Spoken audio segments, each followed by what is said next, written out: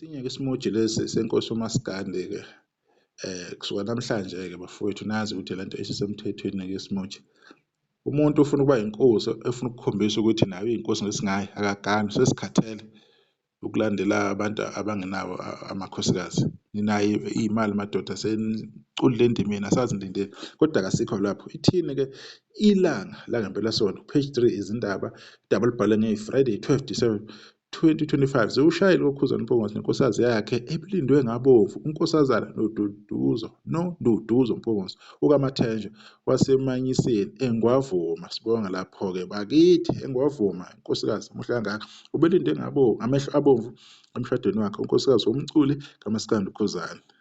Right, isho kanjalo-ke isihloko laphana esilandelayo. Base bephinde bebika ukuthi ingqephu ibidlalubi kugqokwe umbala omnyama kulo mcimbi obusedizungunes wedding and conference eHowick. Udaba-ke uye uMthobisi Sithole lufunde kanje: ubelinde ngamehlo abomvu ukubona unkosikazi womculo uMaskandi Ukhuzani idlamleze Mpungose njengoba bekulokhu kubuzwana ngaye nasendaweni yomshado obusedizungunes wedding and conference eHowick. Nangesikhathi etheleka emcimbini wakhe, unkosazana Nonduduzo Mpungose ukaMathenjwa waseManyiseni eNgwavuma elandela ngemuva komyeni wakhe. Abantu kabakholwanga ngenxa yokuthi ubelokhu efihliwe. Abezindaba kabavunyelwanga ukushutha umakoti nangesikhathi esaphuma endlini abekuyona, kwaze kwaba ufika eduze komnyango wendlu yesonto. Kuthiwe uKhuzani kumele kuze kube nguyena uqobo otshengisa izwe isithombe sakhe nenkosikazi yakhe, njengoba abantu bebengavunyelwe ukuveza lutho ngalaba bashadikazi ezinkundleni zokuxhumana. Nangesikhathi esengenile umakoti esontweni, umphathi wohlelo umemezele ukuthi makungananyekwa ezinkundleni zokuxhumana, kwaze kwaba nguyena uKhuzani othi-ke sekungananyekwa. Abantu bebe magange ngokubona umakoti. Umshado ubulindele ukuba uqale ngo-11 ekuseni waze waqala sekushaye u-3 ntambama. Inqephu ibidlalubi kugqokwe umbala omnyama. Okuqaphelekile ukuthi umshado omhlophe bewuyimfihlo kumenywe abantu abakhethekile. Ilanga langempelasonto lithole ukuthi ukufihlwa kungamakoti nangesikhathi kuqoshwa uhlelo olukhuluma ngempilo yalo mculo bekwenzelwa ukuqhuba uhlelo lwempilo yakhe.